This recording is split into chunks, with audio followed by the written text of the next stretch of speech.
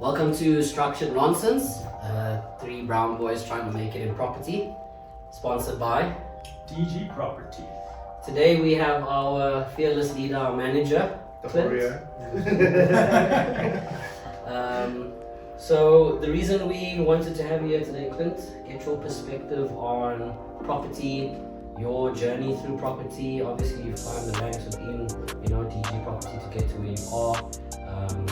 Your name is said the most in office every day when it comes to people wanting help or assistance and things like that. So yeah, let's start from the beginning.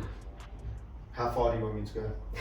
What's your So time? December when I was 1990. We'll take this from the top. I was born at 11 o'clock. I think to add on to what Dan was saying, I think the interesting thing, especially for us, is that we did things before we got into property. Yeah. So I think to kind of go from that to then getting into property, what was that journey like? So, when I chose subjects in school, this is going way back, I actually did. Like 90s back. I was born in the 90s. Thank you very much. So still 2000 and it was 2010 that I chose subjects. Oh, still the 10s. Hell's bells. But yeah, so I chose subjects and then I actually took, it was home economics or like hospitality as a subject. I knew I kind of wanted to do something with that. My brother and my sister lived overseas in California for a while. And I went to visit them and they took me on a trip to Vegas. And I just actually fell in love with hotels and casinos and Gambling. I'm not a gambler, but it is something that excites me. I think it really is just the hustle and bustle and the noise around it. So I knew I always wanted to go into hospitality. And when I left school, I went and studied hospitality management. And that was 3 years. Then I moved straight into hotels, Radisson Hotels. And yeah, I absolutely loved it. I've still got a passion for the hospitality industry. But it kind of got to a stage where I was very stable in my position, and yes, I had a career path ahead of me, but I needed something different. I got bored busy, so there's so much to do, but I just felt like I was stuck on a treadmill, and I decided I needed something different. So I left there, went and ran a restaurant for a little bit. My dad's place, actually, it was a gentleman's club before. Keep this PG. Actually, no, maybe we shouldn't have it. But anyway. My dad had a spot which kind of had like a bar, and then he wanted to do a family restaurant, so I went and took that over.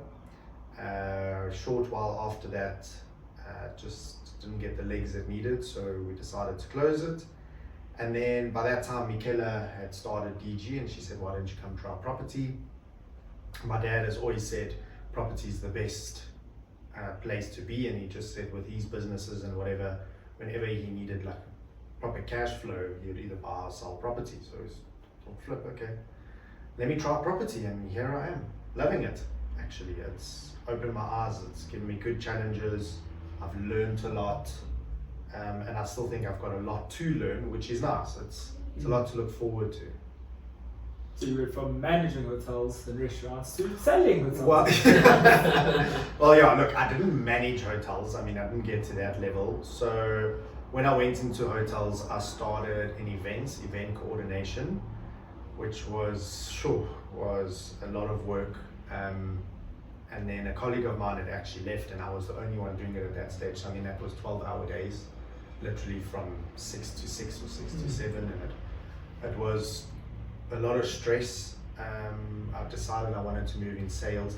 I don't know if anyone knows, like nobody studies sales, right? People kind of just land up there. Yeah. Like you don't go to varsity. I'm exactly. studying sales. It's 100%. like you either land up in it or you don't. So I moved into corporate sales, which was very bored, was not my thing. But then I had another opportunity when I was younger. I was also going to try to do our own restaurant, but I was too young at that stage and I didn't get a loan for the restaurant. So I ended up going back to the hotels. I did a little bit of marketing, found out that's not my strong suit. And then I actually did something called MAS, so meeting, incentives, conferencing and events. I moved into MAS sales, and that's where I actually found my passion. I absolutely loved it. And then I just grew up through the ranks there, and then by the time I left, I was national sales manager at Radisson for South Africa. Yeah, and then that's where I left them. But I mean, I can't fault Radisson. I left because I wanted something different. I mean, they're an amazing company Keep to the door work for. open. Yeah. Yeah.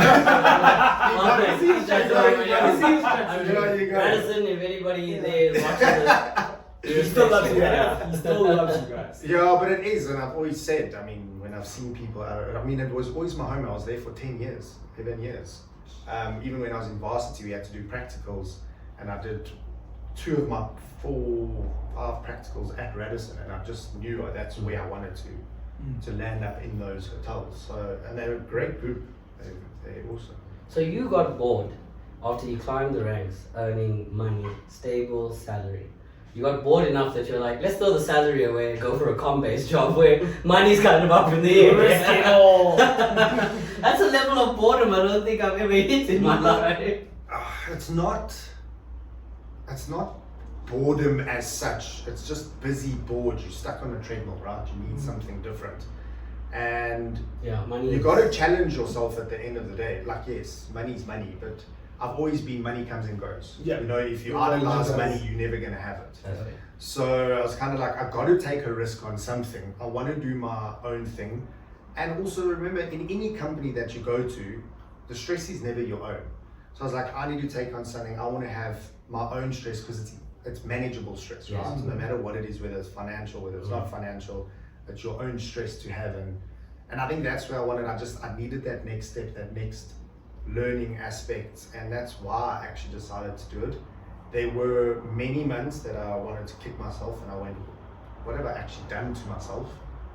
Because it is hard going from a salary job. You got bills, got house, got car, and then you got to make a plan. But that's actually what teaches you the most. You go, okay, I've got bills coming up, so you go, okay, I need to do something. I need to make sure this is covered, and that's just kind of how you grow and learn and mature. And yeah, so it was a big jump, but paid off in the end. And we obviously started like around the same time at DG. But you've always been, or as I've learned you and who you are, you've always been like, you've had years of experience in property already. Are there stuff from the hotel industry that you've like taken into property? Is it like people management or? Yeah. So going into property, and this is sales, right? The principle of sales is sales, and you deal with people on all different levels, and so you kind of take from being in sales, and especially hotel sales, it's also a lot of relationship management. So it's not just getting your numbers up and hitting your targets, it's a lot of relationship management, and moving that aspect into property was actually quite easy because it's the same concept, right? You're going for meetings, you networking, that's how you do it, and that's how you actually get, whether it's your leads for hotels or leads at property, that's how you're going to do it. It's all the same principle. So it was easy for me to take my backing and just move it to property. You just tailor it slightly. Now it's still a hotel, you're selling an immovable property, right? I can't take the hotel to my clients to show them a bedroom, or I can't, there's certain things you can do to kind of show them the service or the level that you have by, I don't know, taking them a bottle of champagne and pastries, right? So it's kind of to give them an idea, but property is the same thing. You can't go pick up that retail center and take it to their office. So it's very similar in a way, so it wasn't very hard to pivot. So it was a comfortable transition for you, and you didn't. Nerve-wracking, but I won't say comfortable. Anything's uncomfortable when you start, but once I got into it, I knew how to use what I have to my benefit with property. So how would you say your earlier days starting at DG, how did that go? How did it feel? What was the highs, the lows? What has actually kept you coming back from, your first days? I think the challenge. I think when we started, as you know, Kyle will know, the company was small. So I think there was a challenge of finding your feet. You're part of something that's growing, and that's the exciting part. You know it's going to take off, you know it's going to grow. And I think that's why I also stuck around so long, because it is exciting. And wanting then, to be part of. yes, that. Yeah. correct, yeah, and you would know because you came in the same time. And with property, Michaela obviously started teaching us investment sales. Because my whole thing is I never wanted to go into residential. I mean, especially when they first started talking about it, it's like, I don't want to do residential. It didn't excite me. And then when she We're not knocking residential yeah, brokers. please, no, just, this is my preference. But I just never wanted to do it. And then Michaela started teaching me investment sales. And then I went, oh wow, okay, this is interesting. This is a lot of fun. A lot more challenging. You learn a lot. The caliber of people that you meet is different, and that's what actually kept me going. Also, at one stage, you know, there's that saying, I can't think of it right now, but once you're in the thick of it, there's no turning back. You kind of just got to see it through. And I also did get to a stage where I'm like, is this the right thing for me? But at the same time, I was just too far in. I was like, I can't turn back now. One, personally, I was like, then I failed. You know, I didn't push hard enough. I could have done more. So let's do it. Yeah, and I'm glad I did. You just got to soldier through. It's a patient game, but when it pays off, it pays off. High risk, high reward. Yeah, fair. So now you're in DG, you're starting to learn, you're starting to get involved in investment properties. At what stage are you then given that promotion to go, okay, I think you're at a level where you can manage people now? So, gosh, when we moved into offices in Harton,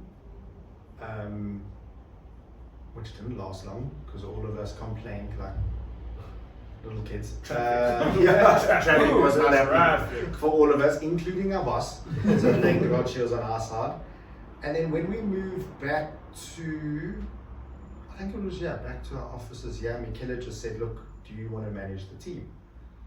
So I said, "Sure." I think at that stage, whoever was kind of asking me questions already and my opinions on the property, or you know, whether it's from evaluations or you know, like the smaller questions. And I said, okay. I said, let me try. And then, she just put me in there. Again, I got a few stern talking tos throughout the next few weeks or months. But it was good because it was a very big learning curve, because you go with Michaela to meetings and you obviously learn from her. And I needed to obviously be independent that way. And then when I started going with the brokers, you still learn something from them, and then you also go, oh, okay, but I actually know the answer to this question. I never needed Michaela. So take the training wheels off. Yeah, exactly. And with people that have been here and been here for a certain time period, you start seeing, or I've started to see that Michaela actually rubs off on people, and you start acting like Michaela in a way. So personally, I don't actually have to go to Michaela and ask her stuff anymore. If I actually want to ask something, I'll go to Clint because I know I'm going to get the exact same answer I would have gotten from Michaela. Maybe you're like nicer. Does it bug you on a day to day? What? Within the 20 to 30 times in an hour that your name is called? It depends how busy I am. So like if I'm behind my work, then it can get a bit frustrating. Also, there are times where it's kind of, I mean, I don't know if that's going on YouTube, but you can figure it the fuck out. You can. Yes, to answer your So you can figure it out. So like it's questions, and I know I do this still to this day to Michaela. It's stuff I know, but you just don't. Yes, you don't want to take the chance. Yes. But sometimes you kind of have to. It has to blow up for it to happen. So no, I don't mind when people ask me for help or call my name. If I'm behind on my work or I know I'm having a busy day, it can get a bit tough. But I actually do enjoy teaching and helping and being part of something. So yeah, it doesn't bother me as such. I might just be a bit grumpy. I've noticed those moments where you like just have put the phone down and I walk in and I'm like, Clint, and you go, what? Yeah. Is it important? And you don't even say like, no, it's fine, ask. You just go back to what you did. Yeah, because, okay, I really can lose my train of thought in an instant. Okay, you ask me something at the wrong moment, I've lost what I'm doing, like completely, and I'll only remember it an hour later. So sometimes I need to, and now I've also started doing the same thing with Michaela. When she calls me, I'm like 5 minutes, because if I don't get it done, then I forget. Then I'm like, oh flip, I haven't done it. It's already close of business, and I needed to do it. So like, I think that's something I had to learn to be a better manager, was to manage my own time before I can actually help someone else. You know, because when I'm under pressure, it doesn't help you guys, because then I only give you half advice or half the help.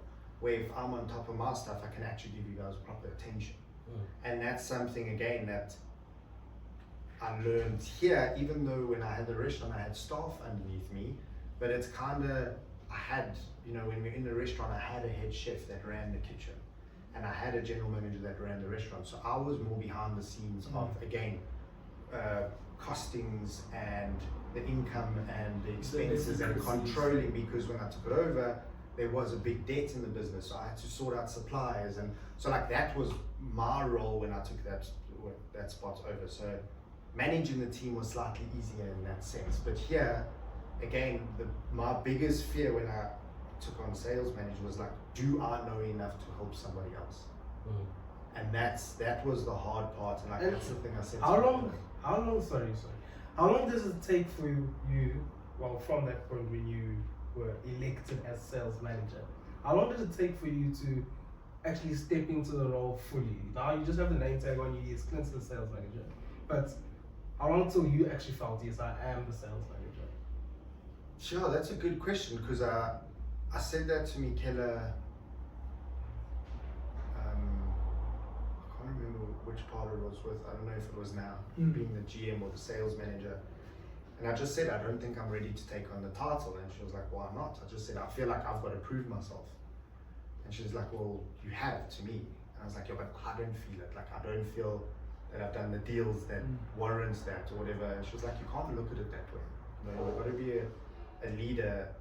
And when I started seeing it, that I could help people, and that was when, you know, you guys were getting the leads and you're starting to get offers and, you know, small things, and I was going, okay, maybe I can now take this on because it makes sense. Or when you stop going to Michaela, then I'm like, okay, I'm actually reaching that level.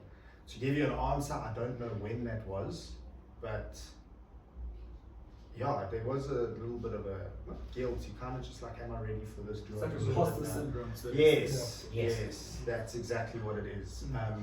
So yeah, I would say it is about a month, 2 months before I actually realized that I am deserving of it. Really interesting. Because yeah, us obviously with teams under us now, I think based on what you've Now seen you're in the gonna past. cuck. Yeah. Based on what you've seen in the past 5 minutes, the takeaway for me is that managing my time is gonna have to be like 10 times more important, because yes, I have a lot of stuff going on, but especially with people that are new into property, you can't give them half an answer. You can't let them sit on the fence about stuff, because when you do, they're gonna end up making the wrong decision or being misled in some way. So you literally have to have your attention focused on them when they do need it. Yeah, and that's the thing. You have to give.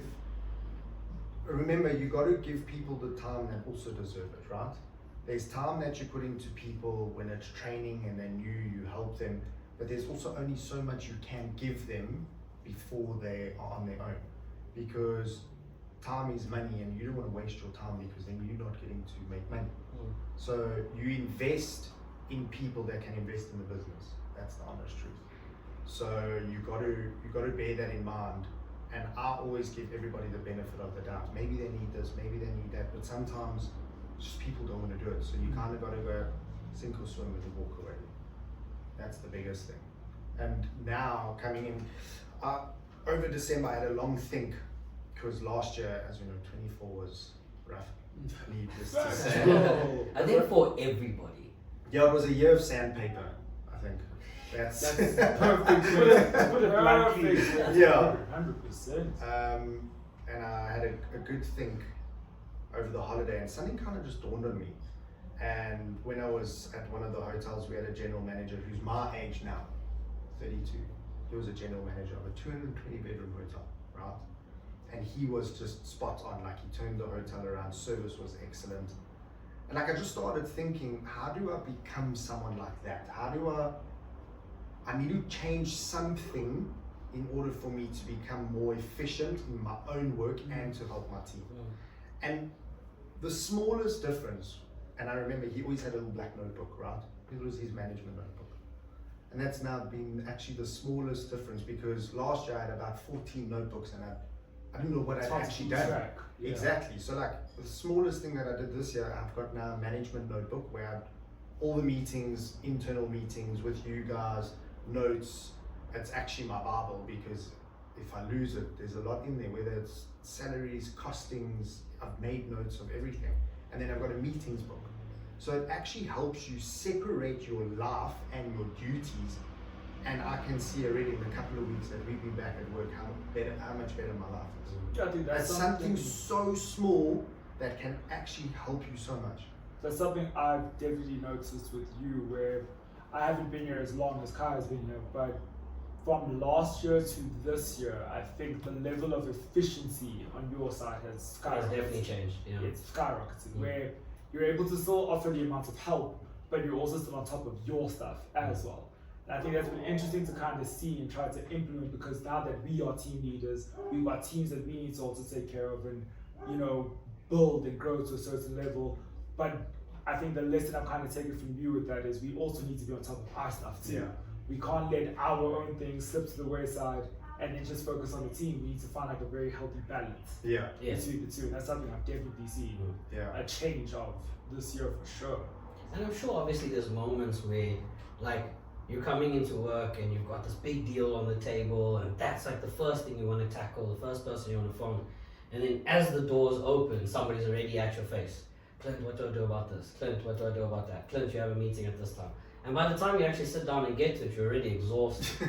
It's a big deal. Yeah, you know what I mean? So obviously, I think I should put my desk right by the door. Actually. It's only as I walk through the office do I get it. So I should be right by the door. Hey, Clint. Yeah. because as Brandon was saying, it's like your organization like has definitely changed. Seeing, you know, from last year to this year, you're definitely a lot more on top of things. And I've noticed you've taken this new like stance on disappearing. Not in the sense of like in a bad way, but it's like, okay, you look around, okay, everybody's good, everyone's quiet, and you slowly back out the room and go sit somewhere with your laptop and a phone. The Irish goodbye. Yeah. He's there, he is. Yeah, and then you're That's on just and because you, we need new offices. There's no space. That's definitely a good excuse. Very. yeah, because I've just noticed it, like all of a sudden it's like, where's Clint? And then he's sitting somewhere in the corner, like just kind of like, please don't come here, don't come here. Oh shit, yes, what do you need? So, No, it's not like that. I think it really is, you just have to learn how to manage your own time to be efficient, and that's the biggest thing. And also with team members, you've got to know everybody's got different personalities, right? And you can't have the same management style for every person. So, and that's the thing, whether people need a little more time. So I've always been, you can't treat people or get angry with people when they need help. They obviously need help for a reason. There's times where you can go, okay, but I've showed you this like 3 times, go figure it out. No, it is, because else someone's never going to learn. But that's how you have to manage people, and you have to take it, and you can't be aggravated with those things, because then you're never going to get the full potential out of somebody. So you got to have the patience, you got to have the willingness to help, and that's what's going to give you the team that can actually perform. Yeah. Or else nobody's going to come to you and everyone's going to go, well, he's a dick, I don't want to talk to him. You know, then you're not efficient in your own position. Fair. So that's my advice for you, for your teams. You got to learn, you got to see what their weaknesses and what their strengths are, and that's the only way you're going to help them achieve what they need to be. That's a fair point. and how do you exactly rein that in? Like you see somebody, okay, you know their strengths, but now you're looking at their weaknesses. How do you rein that in? How do you use that in some way to try and find it to be an advantage? Sure, that's a good question. I'll have to come back to that. I don't. Okay, I know, like It's- you managed us, and we're just bliss, right? We're We are eased up, amazing. so Nothing. There's no nothing weakness, better I than guess. us, actually. Don't think about Okay, no, property. okay, I'll think give about the you- hotel. so So like- there's just a bunch of weaknesses. No, so like, okay, when you came in, you did ask me from anything and everything. And then when I started saying to you, Dalen, figure it out, you figured it out, right? That was your weakness. Now it's one I of those just things like you can I figure just it out. like to be reassured in what I'm doing. Okay, I need that type of like yes, Dalen. He's a validator. Exactly. Yeah. I just He's need. the I just validator. want that. Yes, Dalen, good idea. Yes, Dalen, good job.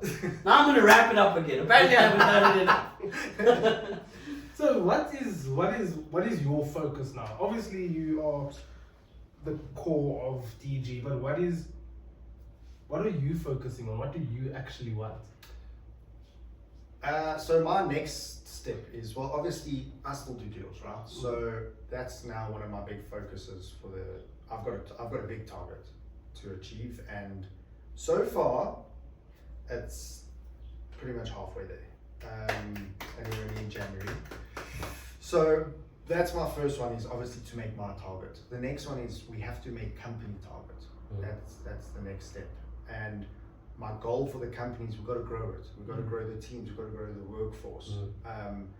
And obviously to make sure we are a profitable company. So I've got to make sure we're not overextending ourselves. We each got to, every broker has an expense in it. Every employee has an expense in it. So even though brokers don't have salaries, right, they still cost the company money. Yeah. Right? So let's just take our new offices. We're moving to bigger offices. Take that and put it as a per person cost. That's what we're spending on brokers every month. So if a broker's not performing, that's where the hard thing comes in. You go, okay, we need to reevaluate the team. You know, what are we doing? Are we then taking more people? Do we need to focus on our current workforce? Do they have the potential to grow our business, as in whether it's a monetary value, or are they actually just dead weight? You know, and it's a horrible way to look at it, but when you're looking at it from the top, that's how you have to see it. That's what you're in charge of, is income and expenses. So like, that's my role currently, is obviously to be there for you guys and help and achieve and grow, but also to make sure the company is stable. We don't want to lose our offices in a year. I thought for sure he was going to say like a more fuel efficient car. Yes. I did Well, not that's- know. yeah. Loses a liter just to reverse out the drive. Yeah, well, It's that's new also car. yeah, new car would be great. That's because I got selfish colleagues and don't want to buy me one. Incredible. You're the one closest to your target. You should be buying us things. I mean, DG Minis or something, you know? DG minis. Check Okay, the look at cost. DG like Vito or something.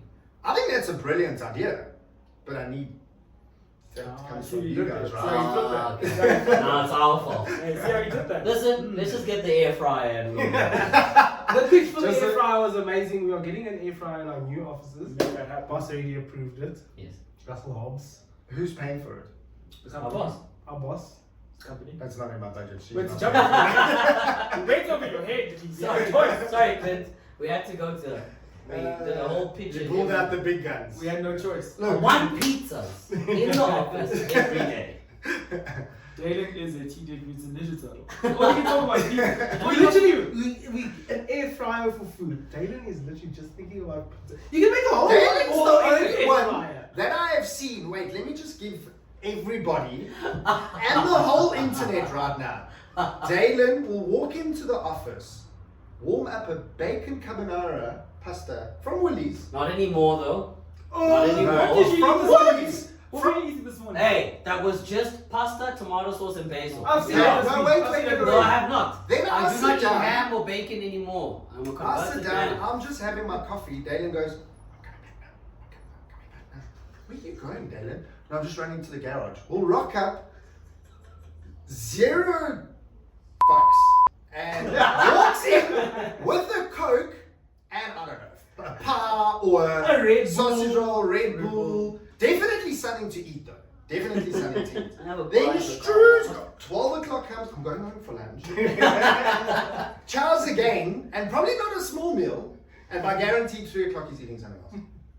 See, I'm a So, blessed. and now you want an air fryer. I can only imagine what's going to go in that air fryer. Exactly. We get an air fryer. We're doing pizzas. Of course. Okay.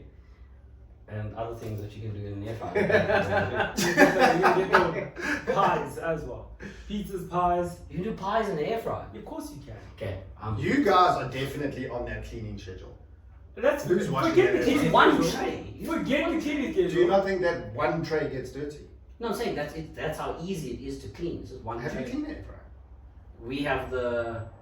That sounds like an advert for air fryers now. We've got Not these- sponsored. Not sponsored.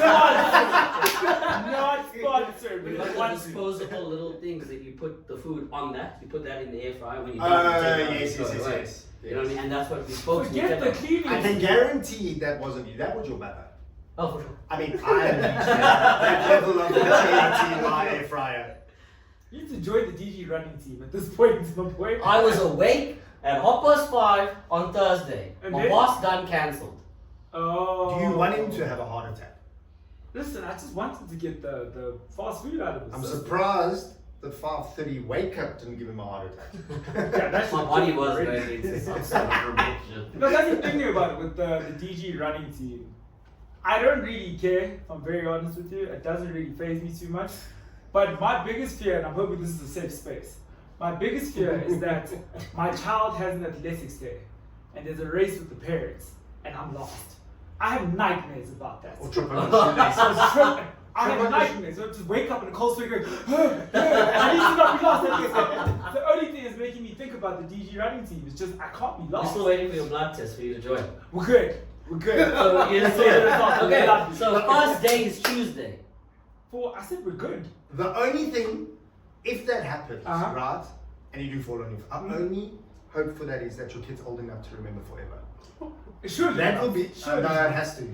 That's part of being a dad. If they that have to happens- remember stuff like If that happens to me, and my son is old enough to remember, I think he can call me by my first name. Because I'm not bad. You know, we're on the first name basis. You walk in, hi son, Brandon. There's no way. You lose all respect for me. You can never do that.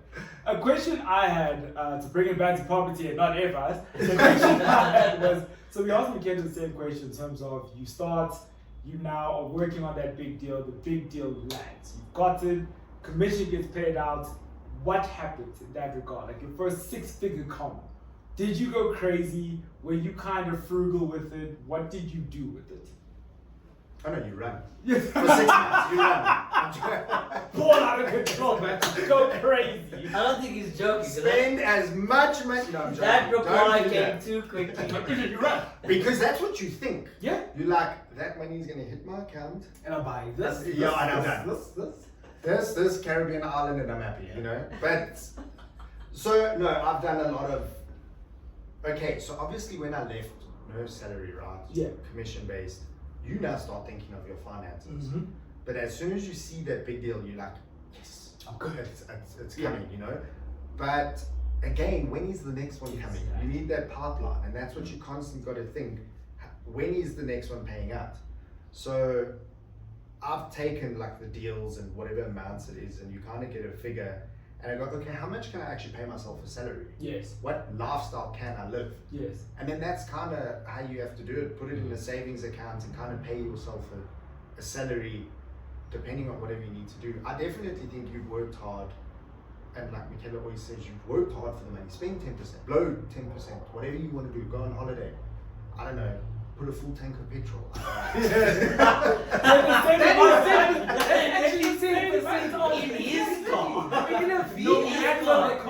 that's that's the car. 15% of his You know you've made it where you go to the garage and you're just like, fill up, I'll be back now, and you still go get a water. Is that- you know, like that's You don't- like the heart. You guys get Out there. waters. Yes. Oh, You get well, pies. Go get a Red Bull. Yeah. There's 3 glasses of water. Well, here, and you know who's not drinking water. My Red Bull's on my desk. I forgot to bring Yeah, it. exactly. I hope it's boiling. I hope it's I hope a bean gets in there. soup right now. But yeah, you just got to manage your finances. Yes. And like again, that I think comes with age, maturity. I don't know where you are in your life. No, but it does. and I- Neither nor. Yeah, I think. But again, He has openly looked at me before and said, when this calm hits, I'm drinking. And it was big goals. We're He drinking. said, I will Yeah. put X aside and the rest, we're drinking.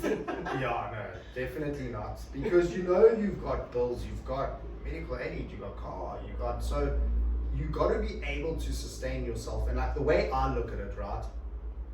Even on a small com, I go, this is what my expenses are. How long can this money last me? And then that's kind of how you have to see it. So you know you covered for 6 months or even a year.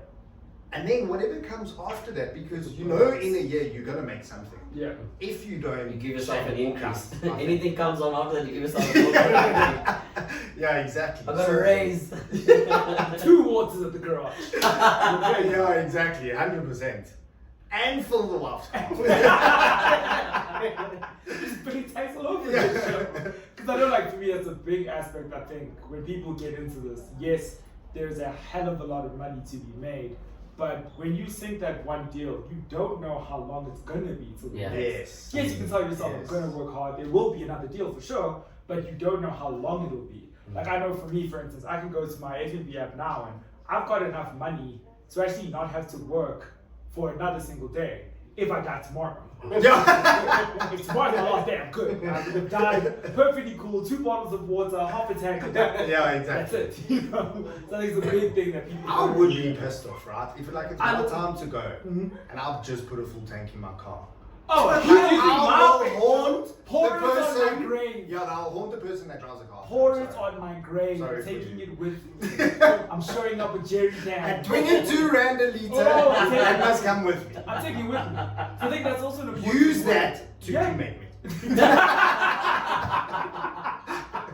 I think that's an important point as far as like you've got to enjoy the money to an extent because Yes. to go crazy losing your mind 4 years working on a deal, it pays out, you die the next day. Yeah. No, live. You've got to live. Listen, I'll be hovering over my funeral with a tear in my eye, not looking at anybody mourning me, just looking at my car parked. They drove it here. How dare they drive it here? You want The your brother disrespect. with your bank card and you're going, no, not him. I'll look, Not after, him. I'll look after this for you, big bro. Going drinking with Kaya. This is what he would have wanted. That 100%. 5 Jaeger bombs. Look, he would have done the same thing.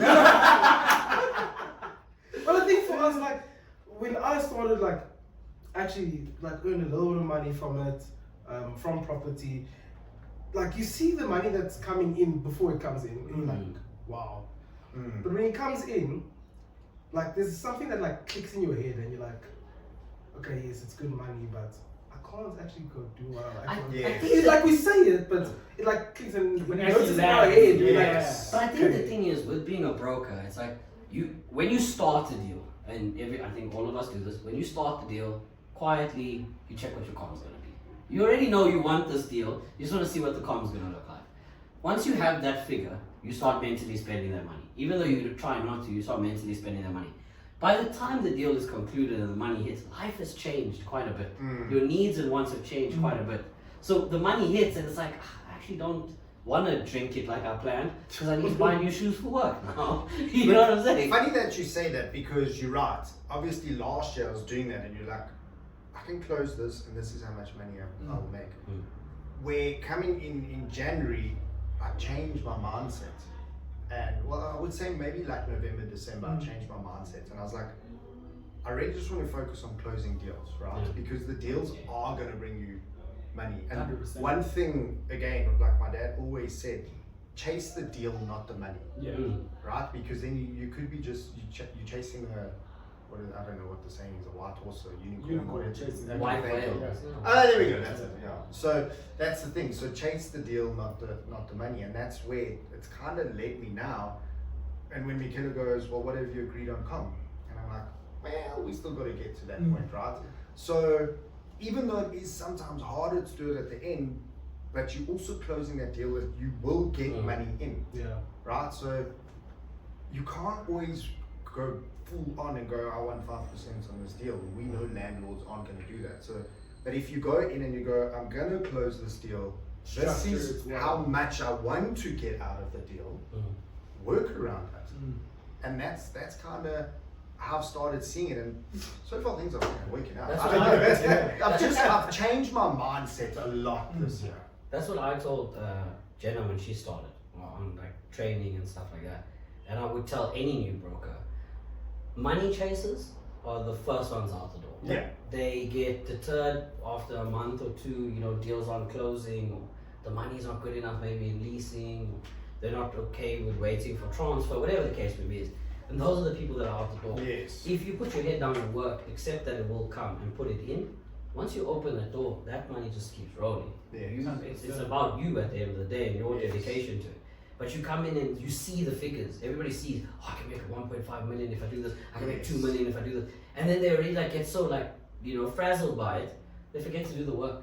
And then when the 2 months is gone, that place is sold, then they want to leave and go find a salary job. Yeah. It's the question I then ask as a follow up to that is, what was the deal that broke your heart? The deal where you thought everything is good, we're golden, I've mentally spent or divided up the money how I thought it would go, and the deal falls apart. They're making you relive trauma. True. So was it last year? Feeling cold sweats. Definitely. Last year there was a deal on the table, 48 million. We got all the way through, price agreed, everything done, and it was just financed, right? So DD was done, so now we're just waiting for finance. Get to the time, and then he phones, he's just like, no, we got this going, we got this. So we're like, okay. And it was like a solid deal. And then we still extended finance, and then we're like, okay, something. And we're just like, no, we couldn't come up with finance, and that's where it was left. And you're like, that was my, because obviously I was still new. Yeah. I was like, I was still new, and I was like, that was my deal. That was like the breaking moment in my career, and it just went down the drain. That was a tough pill to swallow, but it was also good that it happened in the beginning, because it managed my expectations for every other deal after. That is Brandon's I ultimate said that thing. the last podcast, they asked, what do we want of our teams? And I said, honestly, I want a big failure early. I want for my team to have a deal on the table, it looks good, we all see my head and falls apart. Yeah. The reason I said I want that is because I need to see the character of my team. Yes. Of how do you now bounce back from that? What do you learn? What do you take away? So with that deal that fell apart, what did you take away? How long was the bounce back? Yeah. Was it an afternoon of sulking and then tomorrow we run again? Yeah. Or was it a week of, okay, this sucks, I'm Like, broken. we've got cupboards in the office, Exactly. Go just cry. Have a good cry. and then come out. Yeah, I think it's In a the good dark, thing. even. That makes sense. Big on that resilience. Going, Yes. well, this fell apart, but there needs to be more, and how you Yes. kind of improve it. And I know from you, what I've learned is pipeline. Yeah. Pipeline Yeah. being stock full, you can afford to lose Exactly. deals. Because Yeah. when that one One falls eight. away, as much as it hurts, you've got Exactly. 6 others. Yes. You need to keep My working. mind is so busy anyway. Yeah. I just need to move on to the And next. it's also about that juggle. You have 6 things going, but you can't drop the ball on either one of them. No. Clients asking over here, this one looks close, but clients asking over here, because if that fails, you need to still have this. And it's about that juggle, that consistency to keep it going. It's just on the time management side. And on top of that, you have David shouting at you, Clint, I need help with this. I need help with. No, I'm just saying that. You can't make your calls, is that one? I think So he's now, that. so now you're leaving Dalen that you can't make your calls. The truth shall set you free, Kaya. Time management is so important to Yes. me, especially after speaking to you. I think Yeah, that is something I'm gonna harp on, Yeah. especially to my team. Yeah, look, it really is. And I mean, I've never been great with time. Never been bad, but I've never been great with time. I'm terrible. African time, they call it. Oh yes, this is true. Yeah. Kaya lets me know this morning. I'll be at work just after 9, but before 10. Like, I don't know. I couldn't But- give an exact time. But he was here 5 to 10. He kept to it. Just after 9, but Before 10 is insane. Oh god. The window you left. That is insane. fantastic. My goodness. I mean, I had you to leave can't myself find with it a was buffer. smart. I had to leave myself with a buffer. He's like, I got to drop my brother off late. Okay, like 9:30 maybe, 9 o'clock late. But Yeah. All right. Well, but before we wrap up, do you Just wanna- cut me off like that. That's like one more question, man. Jeez. Yeah, I'm enjoying this. Rude. Man, the question I'd have, the question I'd have, I think, especially with us being team leaders now, like with you having done it for so long already, what advice would you give to us in terms of getting the best out of our team? Lead by. And that's been structured nonsense. He's feeding for a red pill. That's what it is. Yeah, it's antsy. Yeah, he's got shit. So lead by example. That is my honest opinion. I think it really you get the most out of people. You'll always get somebody that I think in any industry you'll get somebody that will either think you're showing off or you want to be a goody two shoes but if you're leading by example, nobody can fault you. Right? That's the honest truth, and that's how you're going to get the best out of people, and also being kind and compassionate. That's my biggest thing is you have to be kind and compassionate for people. Obviously there are times where you have to be hard on people, but it is in a way you do it. Yeah. Right? You got to do it in a constructive way that they understand why it's being done. It's not you just screaming at them for nonsense. So yeah, it has to be structured nonsense. That's how you end. When you did that, that's the segue to thank you for watching. That's how you do that. And thank you so much for watching. This is instruction Just popped into my. You guys know Darius, Yeah. So at the end of every episode, he does like a book. He has like a book journal thing, and every person or guest will ask like a question for the next guest. I'm knowing who's gonna be what. I'm sure to do that. I think you should. You've been great. You've been great. I'm amazing. One, 2 minutes. Fine. We'll start doing that for sure. That is a good thing. I don't have questions, that's why. But yeah, thank you so much for joining us, Clint. Thank you guys, I appreciate it. Appreciate you. So yes, thank you so much for watching, and we will see you guys next time. Shut your mouth. Peace!